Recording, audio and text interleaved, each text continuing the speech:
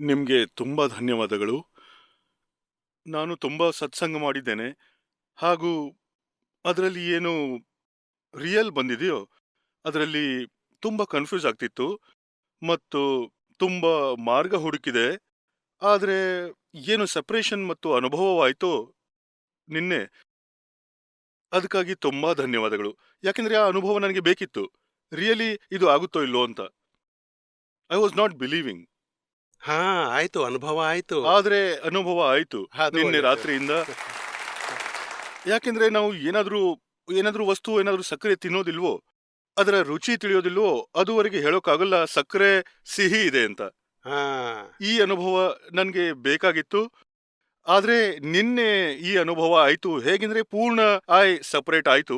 ಮಧ್ಯೆ ಮಧ್ಯೆ ಬರ್ತದೆ, ಮಧ್ಯೆ ನೋಡಿ, ಮಧ್ಯೆ ಈಗ ಬರ್ತದೆ. ಜನೇತಿ ಅಪ್ ಡೌನ್ ಆಗುತ್ತೆ, ಎಸ್ ಎಸ್ ಆಗುತ್ತೆ ಆಗುತ್ತೆ. ಆದ್ರೆ ಪ್ರತೀತಿ ಹೋಗಲಾರದು. ಹಾ, ಮಧ್ಯೆ ಮಧ್ಯೆ ಬರುತ್ತೆ. ಆದ್ರೆ ನಂಗೆ ಜಾಗೃತಿ ಬರುತ್ತೆ, ನೀನು ತಪ್ಪು ಹೌದು, ಮಾಡ್ತಾ ಬರುತ್ತೆ. ಇದೀಯಂತ. ಹಾ, ಆವಾಗ್ಲೇ ಚೆನ್ನಾಗಿ ನಮ್ಗೆ ತಿಳಿಯುತ್ತೆ, ಅಂದ್ರೆ ನಾವು ಜಾಗೃತರಾಗ್ತಿದ್ದೇವೆ. ನಿಜವಾಗಿಯೂ. ಅದಕ್ಕಾಗಿ ಅನಂತ ಅನಂತ ಧನ್ಯವಾದ.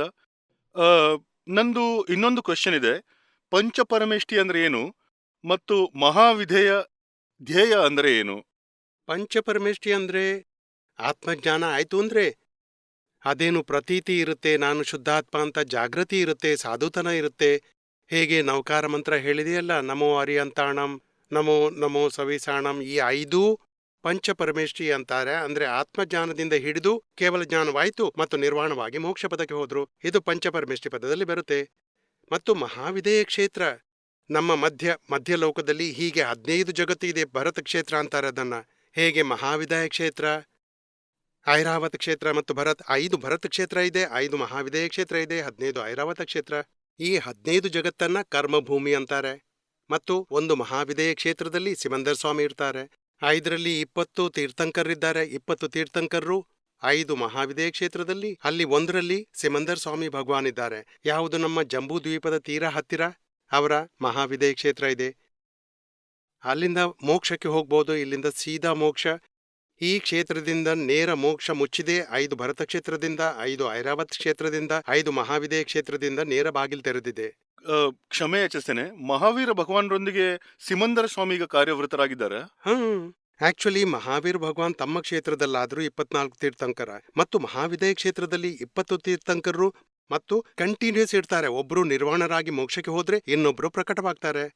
ಅಟ್ ಅ ಟೈಮ್ ಕಡಿಮೆ ಅಂದ್ರೆ 160 ತೀರ್ಥಂಕರು ಇರ್ತಾರೆ. ಅಂದ್ರೆ ಕಡಿಮೆ ಅಂದ್ರೆ 20 ಇರ್ತಾರೆ, ಮ್ಯಾಕ್ಸಿಮಮ್ 160 ತೀರ್ಥಂಕರು ಇರ್ತಾರೆ. ಮತ್ತು ಭರತ ಕ್ಷೇತ್ರದಲ್ಲಿ 5 ಭರತ ಕ್ಷೇತ್ರದಲ್ಲಿ, 5 ಐರಾವತ್ ಕ್ಷೇತ್ರದಲ್ಲಿ 24 ಮ್ಯಾಕ್ಸಿಮಮ್ ಕಾಲಚಕ್ರದಲ್ಲಿ ಇರುತ್ತೆ.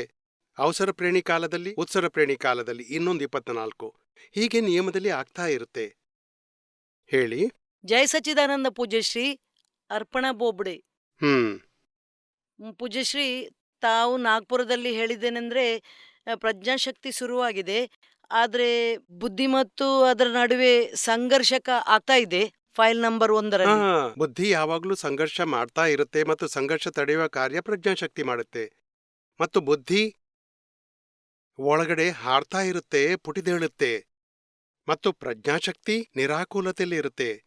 ಏನಾದ್ರೂ ಇಮೋಷನಲ್ ಆಯ್ತು ಅಂದ್ರೆ ಬುದ್ಧಿಗೆ ತಿಳಿಬೇಕು. ಇಮೋಷನಲ್ಲಿಂದ ಶಾಂತಿ ದೊರೆಯಿತು, ನಿರಾಕುಲತೆ ಬಂತು, ಸ್ಥಿರತೆ ಬಂತು ಅಂದ್ರೆ ತಿಳಿಬೇಕು, ಇದು ಪ್ರಜ್ಞೆ. ಬುದ್ಧಿ ಯಾವಾಗ್ಲೂ ಒಳ್ಳೆದು ಕೆಟ್ಟದು, ಪ್ರಾಫಿಟ್ ಲಾಸ್, ಲಾಭ ನಷ್ಟ, ನಂದು ನಿಂದು ಎಲ್ಲ ತಿಳಿಸುತ್ತೆ.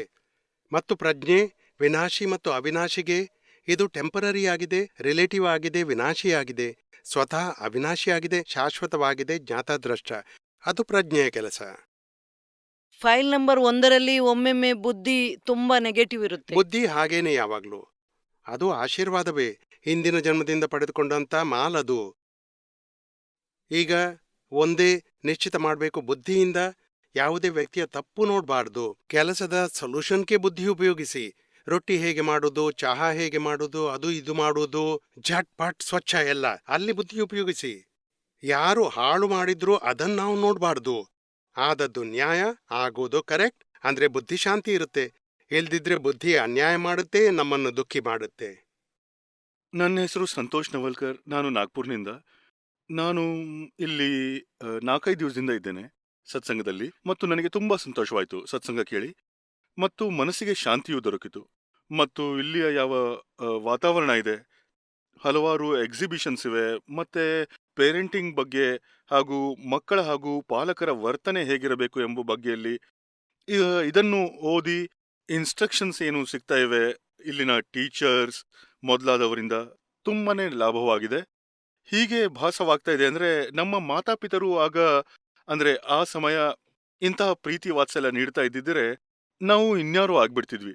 ಇದಲ್ಲದೆ ನನ್ನೊಂದು ಪ್ರಶ್ನೆ ಇದೆ ಪೂಜ್ಯಶ್ರೀ ಅವರೇ, ಅಂದ್ರೆ ಈಗೀಗ ಈ ಡೈವೋರ್ಸ್ ರೇಟ್ಸ್ ಯಾಕೆ ಇಷ್ಟು ಹೆಚ್ಚಾಯಿತು? ಒಂದ್ ವೇಳೆ ನಮ್ಮ ತಾಯಿ ತಂದೆಯವರ ಉದಾಹರಣೆ ತೆಗೆದುಕೊಂಡ್ರೆ 100% 10% ಮಾತ್ರ ಹಸ್ಬೆಂಡ್ ವೈಫ್ ನಲ್ಲಿ ಡೈವೋರ್ಸ್ ಆಗ್ತಾ ಇತ್ತು, ಅದು ಕೂಡ ತುಂಬಾ ಕ್ರಿಟಿಕಲ್ ರೀಸನ್ ಅಲ್ಲಿ. ಆದ್ರೆ ಈಗ ನೋಡಿದ್ರೆ ಅಂದ್ರೆ 100ರಲ್ಲಿ 90 ಡೈವೋರ್ಸ್ ಆಗ್ತಾ ಇದೆ, ಅದು ಕೂಡ ಕೆಲವು ಸಣ್ಣ ಸಣ್ಣ ವಿಚಾರಗಳಲ್ಲಿ. ಇದರ ಅರ್ಥವೇನೆಂದ್ರೆ ಆಸಕ್ತಿ ಹೆಚ್ಚಾಗಿದೆ. ಆಸಕ್ತಿ ಹೆಚ್ಚಾಗಿದೆ, ಅಪೇಕ್ಷೆ ಹೆಚ್ಚಾಗಿದೆ.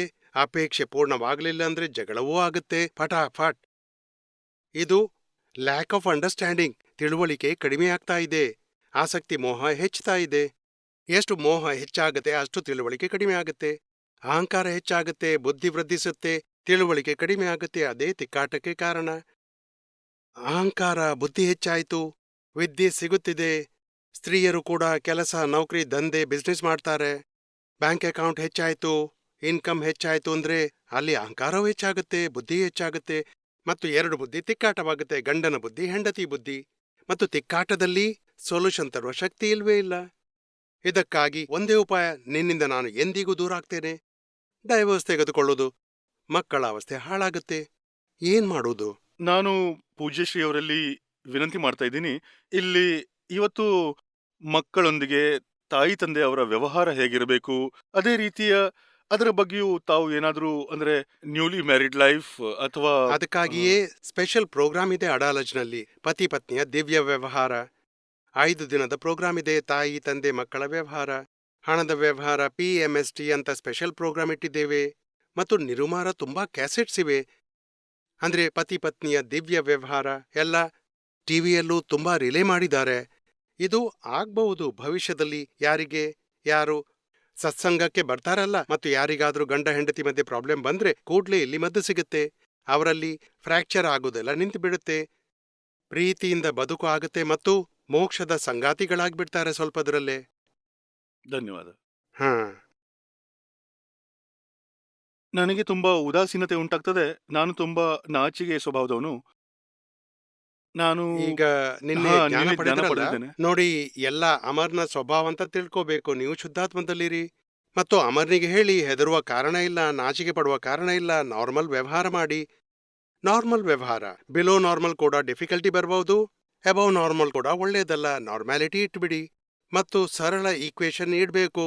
ಫೈಲ್ ಇದೆ, ಸಂಭಾವದಿಂದ ಹೊರ ತೆಗಿಬೇಕು. ಅಮರ್ ಏನ್ ಮಾಡ್ತಾನೆ ಅದನ್ನ ನೋಡಿ ತಿಳಿಯಿರಿ, ಬೇರ್ಪಡಿಸಿ. ಅಂದ್ರೆ ನಾರ್ಮ್ಯಾಲಿಟಿ ಬರ್ತಾ ಹೋಗುತ್ತೆ. ಏನು? ನಾನು ಯಾರಿಗೂ ಏನು ಹೇಳೋದಿಲ್ಲ. ಹೇಳ್ದೇನಂದ್ರೆ ನಾನು ಸ್ವತಃ ವೈಬ್ರೇಟ್ ಆಗ್ತಿರ್ತೀನಿ. ಹಾ, ಈಗ ನೋಡಿ, ನನ್ನ ಹತ್ರ ನೀವು ಮಾತನಾಡ್ತಿದ್ದೀರಲ್ಲ, ಹಾ, ಅಂದ್ರೆ ಮೆಲ್ಲ ಮೆಲ್ಲನೆ ನಾರ್ಮಲ್ ಆಗ್ತೀರಿ. ಹೌದು. ಅಂದ್ರೆ ಇದನ್ನ ಇರಿಸ್ಕೊಳ್ಳಿ. ನಾರ್ಮಲ್ ಶುದ್ಧಾತ್ಮ ನೋಡಿ, ಫೈಲ್ ಇದೆ, ಸಂಭಾವದಿಂದ ಹೊರ ತೆಗಿಬೇಕು. ಮೆಲ್ಲ ಮೆಲ್ಲನೆ ನಾರ್ಮ್ಯಾಲಿಟಿ ಬಂದ್ಬಿಡುತ್ತೆ. ಮತ್ತು ಮೊದಲಿನ ಅಭಿಪ್ರಾಯ ಇಂದು ಇಟ್ಕೊಳ್ಬೇಡಿ, ನನ್ನ ಸ್ವಭಾವ ಹಾಗಿದೆ, ನನ್ನ ಸ್ವಭಾವ ಹೀಗಿದೆ. ಈಗ ನೀವು ಶುದ್ಧಾತ್ಮರಾಗಿದ್ದೀರಾ, ಅಮರ್ನ ಸ್ವಭಾವ ಇದೆ, ಅದು ಪ್ರಕೃತಿ ಸ್ವಭಾವ ತುಂಬಿದ ಕಣಜ. ಮೆಲ್ಲ ಮೆಲ್ಲನೆ ಸಂಭಾವದಿಂದ ಹೊರಗೆ ತೆಗಿಬೇಕು. ತಿಳಿತಾ ನಿಮ್ಗೆ? ತಿಳಿತು. ಹೀಗೆ ಜಾಗೃತಿ ಇಟ್ಕೋಬೇಕು. ಏನು? ಹಾ, ಜಯ ಧನ್ಯವಾದ. ಸಚ್ಚಿದಾನಂದ. ನನ್ನ ಕ್ವಶನ್ ಏನಂದ್ರೆ, ಜಾಬಿನಲ್ಲಿ ಆಫೀಸ್ನಲ್ಲಿ ನೋಡ್ತೇವೇನೆಂದ್ರೆ ಹೆಣ್ಣು ಮಕ್ಕಳು ಹೇಗೆ ಇರ್ತಾರೆ, ಹೇಗೆ ಮಾಡ್ತಾರೆ, TL ಮೇಲೆ ಇಂಪ್ರೆಷನ್ ಮಾಡ್ತಾರೆ. ಅವರು ಕೆಲಸ ನಮ್ಮ ಲೆವೆಲ್ದೇ ಮಾಡ್ತಾರೆ ಸಿಮಿಲರ್ಲಿ, ಆದ್ರೆ ನೋಡುವಾಗ ಅವರಿಗೆ ಹೆಚ್ಚು ವೈಟೇಜ್ ಸಿಗತ್ತೆ. ಮ್ಯಾನೇಜರ್ ರಿಪೋರ್ಟ್ಗೆ ಹೋದಾಗ ಅವರಿಗೆ ಹೆಚ್ಚು ಫೀಸ್ ಸಿಗುತ್ತೆ. ನಿಜವಂದ್ರೆ ಅವ್ರು ಕೆಲಸ ಮಾಡೋದೇ ಇಲ್ಲ. ಯಾಕೆ ಹೀಗಾಗುತ್ತೆ, ಯಾಕೆ ಅಂದ್ರೆ ಗೊತ್ತಾಗುತ್ತಿಲ್ಲ. ನಿಮ್ಗಂತೂ ಸಂಬಳ ಸಿಗುತ್ತಲ್ಲ? ಅಂದ್ರೆ ಅವರಿಗೆ ಹೆಚ್ಚು, ನನಗಿಂತಲೂ ಹೆಚ್ಚು ಸಿಗುತ್ತೆ ಅವರಿಗೆ. ಸಿಗ್ಲಿ, ನಮ್ಗಂತೂ ಸಿಗುತ್ತೆ, ನಮ್ಮ ಶ್ರಮದ ಫಲ. ಹಾ, ನಮ್ಗೆ ಜಾಬ್ ಕೂಡ ಸಿಕ್ಕಿದೆ, ಸ್ಯಾಟಿಸ್ಫ್ಯಾಕ್ಟ್ರಿ. ಬಿಡಿ, ಅವ್ರಿಗೇನು ಸಿಗುತ್ತೆ ಅವರ ಲೆಕ್ಕದಲ್ಲಿ ಇದ್ದದ್ದು. ಈಗೇನು ಇಂಪ್ರೆಷನ್ ವೃದ್ಧಿಸ್ತೀರಿ, ಕೆಲಸ ಕಡಿಮೆ ಮಾಡ್ತಾರೆ. ಇನ್ನೊಂದು ಲೆಕ್ಕ ಬರ್ಬೋದು, ಕೆಲಸ ಹೆಚ್ಚು ಮಾಡ್ಬೇಕಾಗತ್ತೆ ಮತ್ತು ಇಂಪ್ರೆಷನ್ ಇಲ್ವೇ ಇಲ್ಲ, ಸಂಬಳವೂ ಕಡಿಮೆ ಇರ್ಬೋದು. ಈ ಲೆಕ್ಕ ಏನಿದೆ ವ್ಯವಸ್ಥಿತವಾಗಿದೆ, ಯಾರನ್ನೂ ಬಿಡುವುದಿಲ್ಲ. ನೀವು ಹೊರಗಿನಿಂದ ಇಂಪ್ರೆಷನ್ ತೋರಿಸಿ ಸಿನ್ಸಿಯಾರಿಟಿ ಮುರಿದ್ರೆ ಪ್ರಕೃತಿ ನಿಮ್ಗೆ ಶಿಕ್ಷೆ ನೀಡುತ್ತೆ. ಮತ್ತೆ ಈಗಂತೂ ಪೂರ್ವ ಪುಣ್ಯದ ಫಲ ಅನುಭವಿಸ್ತಿದ್ದೀರಿ. ನಾವ್ಯಾಕೆ ಸಿನ್ಸಿಯಾರಿಟಿ ಮುರಿಬೇಕು? ಹಾಗೂ ಅವರ ಮೇಲೆ ಕ್ಯಾಮ್ರಾ ಯಾಕೆ ಇಡಬೇಕು? ನೀವು ಸಿನ್ಸಿಯರ್ಲಿ ಕೆಲಸ ಮಾಡ್ತಾ ಹೋಗಿ, ನಿಮ್ಮ ಶ್ರಮದ ಸಂಬಳ ನಿಮಗೆ ದೊರೆಯುತ್ತೆ. ಇನ್ನು ಅವರು ಇಂಪ್ರೆಷನ್ ತೋರಿಸ್ತಾರೆ, ನಾನು ಕೂಡ ಹಾಗೇನೆ ಮಾಡಬೇಕು, ನನಗೂ ವೇತನ ಹೆಚ್ಚಾಗ್ಲಿ, ಬಿಡಿ. ಎಷ್ಟು ಇಂಪ್ರೆಷನ್, ಅದ್ ನೋಡಿ, ಇಂಪ್ರೆಷನ್ನ ಫಲ ಏನ್ ಬರುತ್ತೆ ಗೊತ್ತಾ? ಡಿಪ್ರೆಷನ್. ನೀವು ತಯಾರಾಗಿದ್ದೀರಾ? ಇಲ್ಲ. ಹಾ, 25 ಫೂಟ್ ಏರಿದ್ರೆ 25 ಇಳಿಬೇಕು. ಆಗ ಅವರ ಅವಸ್ಥೆ ಕೆಡುತ್ತೆ.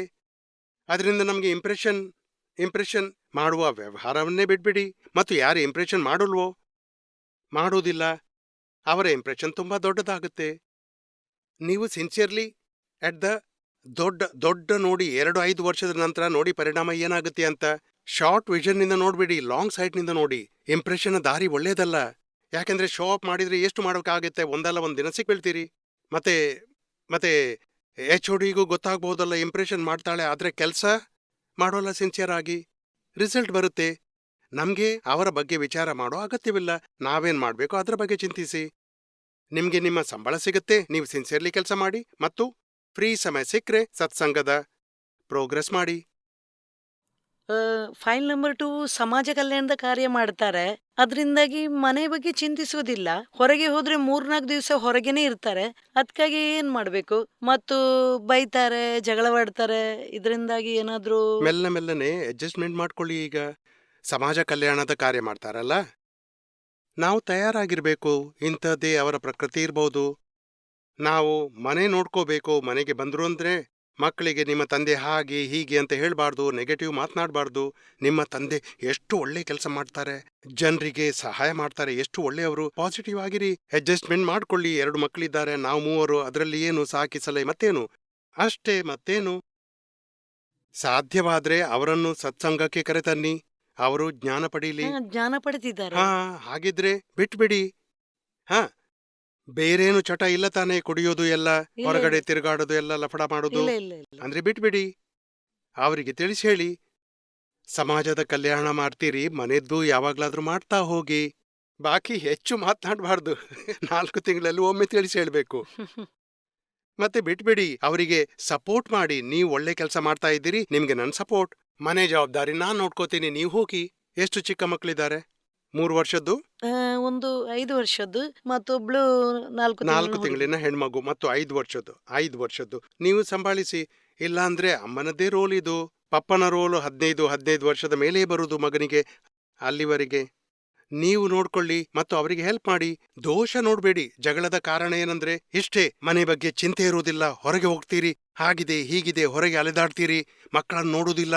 ಇಂಥ ನಮ್ಮ ಅಪೇಕ್ಷೆಯೇ ಜಗಳ ಮಾಡಿಸುತ್ತೆ. ಇಲ್ಲಾಂದ್ರೆ ಬಿಟ್ಬಿಡಿ. ನಾವು ತಿಳಿಬೇಕೆಂದ್ರೆ ಇದುವೇ ನಮ್ಮ ಕರ್ಮದ ಫಲವಾಗಿದೆ. ನಾವು ಅಡ್ಜಸ್ಟ್ಮೆಂಟ್ ಮಾಡಿ ಸೊಲ್ಯೂಷನ್ ತೆಗಿಬೇಕು. ಮತ್ತು ಮನೆಯಲ್ಲಿ ನಿಮ್ಮಿಂದಾಗಿ ಅವರಿಗೆ ದುಃಖ ಹೆಚ್ಚಾದ್ರೆ ಹೆಚ್ಚೆಚ್ಚು ಮನೆಯಿಂದ ಹೊರಗಿರ್ತಾರೆ. ನಿಮ್ಮಿಂದ ಅವರಿಗೆ ಪ್ರೇಮ ಸಿಕ್ಕ್ರೆ, ಶಾಂತಿ ಸಿಕ್ಕ್ರೆ, ಅವರಿಗೆ ಒಳ್ಳೇದನಿಸುತ್ತೆ, ಓಡಿ ಮನೆಗೆ ಬರ್ಬೋದು. ಹಾ, ನೀವು ಎಷ್ಟು ಜಗಳ ಮಾಡ್ತೀರಿ, ಕಿರಿಕಿರಿ ಮಾಡ್ತೀರಿ, ಅವರಷ್ಟು ಹೊರಗೆ ಅಲೆದಾಡ್ತಾರೆ. ಒಳ್ಳೇದು, ಸಮಾಜ ಸೇವೆ ಮಾಡ್ತಾರೆ. ಇಲ್ಲಾಂದ್ರೆ ಜನರು ಮೈದಾನಲ್ಲಿ ತಿರುಗಾಡ್ತಾರೆ, ಆಫೀಸ್ನಲ್ಲೇ ಕುಳಿತಿರ್ತಾರೆ, ಮನೆಗೆ ಬರುವುದೇ ಇಲ್ಲ. ಮನೆಗೆ ಹೋದ್ರೆ ಜಗಳ ಮಾಡ್ತಾಳೆ.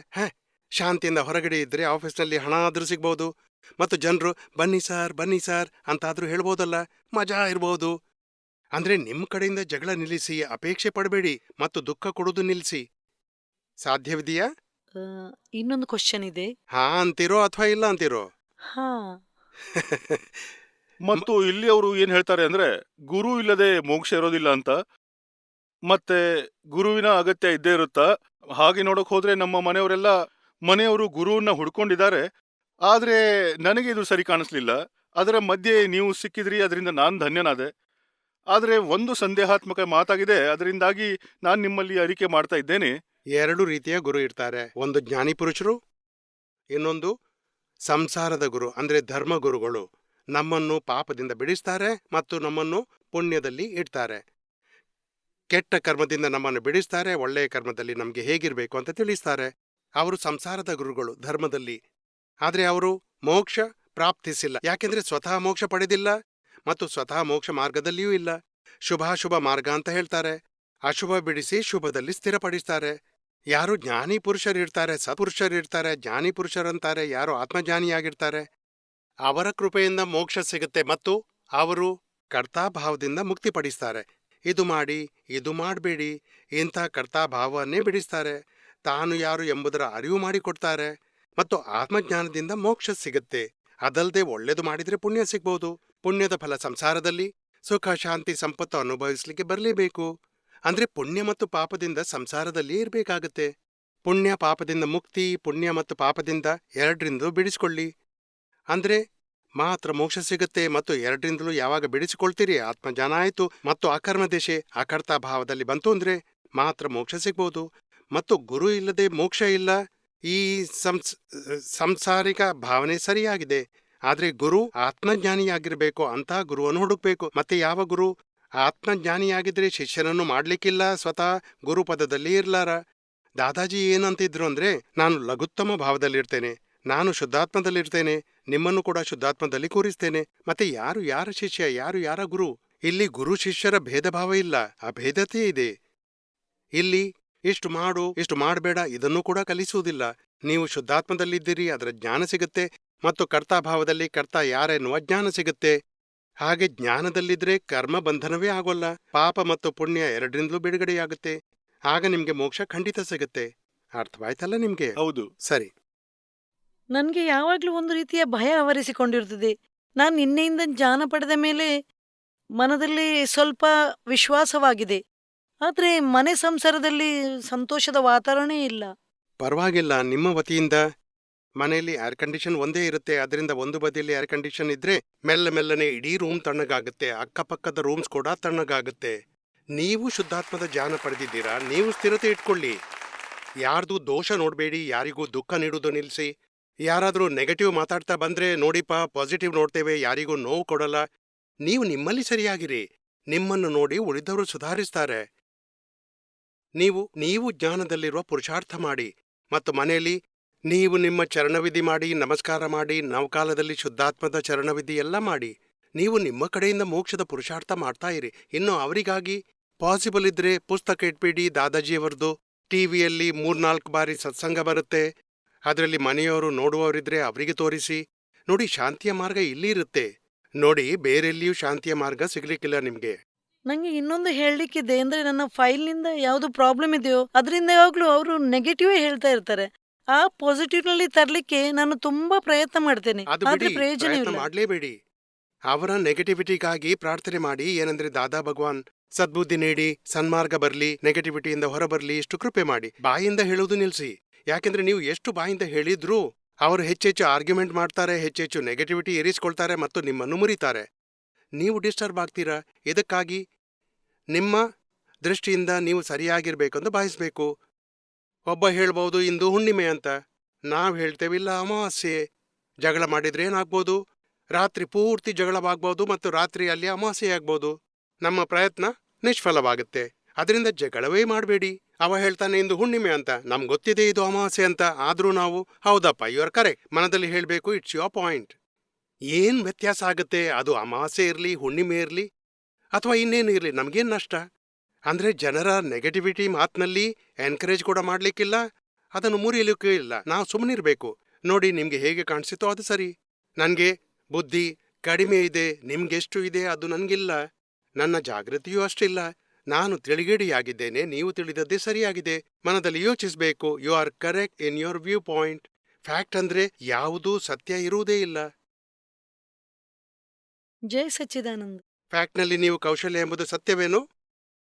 ಈಗ ತಿಳಿತಲ್ಲ ನಿಮ್ಗೆ, ನಾನು ಕೌಶಲ್ಯನೇ ಅಲ್ಲ, ಮತ್ತೆ ಕೌಶಲ್ಯನ ಪತಿ ಅವರು ನನ್ನ ಪತಿಯೇ ಅಲ್ಲ. ಅವರು ಶುದ್ಧಾತ್ಮ, ನಾನು ಶುದ್ಧಾತ್ಮ. ಮತ್ತೆಲ್ಲಿ ಈ ವಾಸ್ತವಿಕತೆ ಎಷ್ಟು ಬೇರೆಯಾಗಿದೆ? ಶುದ್ಧಾತ್ಮವೇ ವಾಸ್ತವಿಕತೆ. ಅದು ತುಂಬಿದ ಸಾಮಗ್ರಿ, ಪ್ರಕೃತಿ ಇದ್ದು ಅದು ವಾಸ್ತವಿಕತೆ. ಶುದ್ಧಾತ್ಮ ಬೇರೆಯಾಗಿದೆ. ನಾವು ಶುದ್ಧಾತ್ಮವನ್ನು ನೋಡಬೇಕು ಮತ್ತು ಶುದ್ಧಾತ್ಮದ ಪ್ರಾರ್ಥನೆಯನ್ನು ಮಾಡಬೇಕು. ಆರ್ಮಿ ಬ್ಯಾಕ್ಗ್ರೌಂಡ್ನಿಂದ 32 ವರ್ಷ ಸರ್ವಿಸ್ ಮಾಡಿ 16 ವರ್ಷದಿಂದ ಪೆನ್ಷನ್ನಲ್ಲಿದ್ದೇನೆ ಮತ್ತು ಅಡಾಲಜ್ನಲ್ಲಿ ಜೈಪುರ್ನಲ್ಲಿ ನಾನು 3 ತಿಂಗಳ ಹಿಂದೆ ಜ್ಞಾನ ಪಡೆದಿದ್ದೇನೆ. 3 ತಿಂಗಳ ಅವಧಿಯೊಳಗೆ ನನ್ನ ಲೋಕವೇ ಬದಲಾಗಿದೆ. ನಾನು ರಮ್ ಕುಡಿತಾ ಇದ್ದೆ. 32 ವರ್ಷ ಮತ್ತು 16 ವರ್ಷ ನನಗೇನು ಪೆನ್ಷನ್ ಸಿಗ್ತಾ ಇದೆ, ನಾನು ಯಾವತ್ತೂ ರಮ್ ಬಿಡ್ಲೇ ಇಲ್ಲ.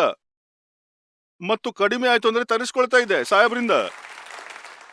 ಮತ್ತು ಯಾವಾಗಿಂದ ಜೈಪುರಲ್ಲಿ ಜ್ಞಾನ ಪಡೆದ್ನೋ 26 ಆಗಸ್ಟ್ ರಂದು 2015ರಲ್ಲಿ, ಅವಾಗಿಂದ ಒಂದು ಹನಿ ಬಿಡಿ ಮನಸ್ಸೇ ಆಗೋದಿಲ್ಲ. ಬಿಟ್ಟೋಯ್ತು. ಬಿಟ್ಟೋಯ್ತು. ಮತ್ತೆ ಯಾವಾಗ ನಾನು ಅಡಾಲಜ್ನಲ್ಲಿ ನೋಡ್ದೆ, ಜೈಪುರದಲ್ಲಿ ನೋಡ್ದೆ, ಮತ್ತೆ ಡೆಲ್ಲಿಯಲ್ಲಿ ನೋಡ್ದೆ, ಯಾರಾದ್ರೂ ಮಹಾತ್ಮರು ತಮ್ಮ ದುಃಖದ ಕತೆ ಹೇಳಿದ್ರು ಅದೇ ಸಮಯ ನನ್ನ ಕಣ್ಣೀರು ಶುರು. ಇದಕ್ಕೆ ನೀವು ಏನಾದ್ರೂ ಉಪಾಯ ಹೇಳಿ. ಉಪಾಯ ಇಷ್ಟೇ, ದಾದಾ ಭಗವಾನ್ರಿಗೆ ಪ್ರಾರ್ಥನೆ ಹೇಳಿ ಇವರೆಲ್ಲ ನೋವು ನಾಶವಾಗ್ಲಿ, ಅವರಿಗೆಲ್ಲ ಸಮಾಧಾನ ಸಿಗ್ಲಿ, ನಿರಂತರವಾಗಿ ದುಃಖ ನಾಶವಾಗ್ಲಿ ಅಂತ ಕೃಪೆ ಇವರಿಗೆ ಮಾಡಿ 25-50 ಸಲ ಪ್ರಾರ್ಥನೆ ಮಾಡ್ತಾ ಇರಿ ನೀವು. ಹಾಗೆ ಮಾಡ್ತಾ ಇದ್ದೇನೆ. ಸಾಕು, ಅಷ್ಟೇ, ದುಃಖ ಪಡಬಾರ್ದು.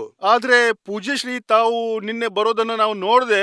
ನಿನ್ನೆ ಸಂಜೆಗೆ ಗಾಡಿಯಲ್ಲಿ ನಾನು ದೂರದಿಂದ ನೋಡಿದಾಗ ಯಾರೋ ಸಂತ್ರ ಇರ್ಬೋದು ಅನ್ಕೊಂಡೆ. ಸ್ವಲ್ಪ ಹತ್ತಿರ ಬಂದಾಗ ನಾನು ನೋಡ್ದೆ, ಅರೆ ಇವರು, ಓಹೋ ಇವ್ರು ನಮ್ಮ ಪೂಜ್ಯಶ್ರೀ ಅವರು.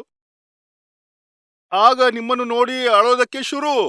ಸರಿಯಾಗಿದೆ, ಇದು ಹೃದಯದ ಪಾಠ ಆಗಿದೆ, ಅದು ಹತ್ತಿದೆ. ಹೃದಯ ತುಂಬಿದಾಗ ಬರುವಂತ ಆನಂದದ ಕಣ್ಣೀರಷ್ಟೇ, ದುಃಖ. ಅಂದ್ರೆ ನೀವು ನಿನ್ನೆ ಹೇಳಿದ ಹಾಗೆ ಉಣ್ಣಲು ಕೊಟ್ರೆ ಮಣ್ಣು ತಿನ್ನಲು ಶುರುವಾಗ್ಬೋದು, ಹಾಗೆ ನಿಲ್ವಲ್ಲ?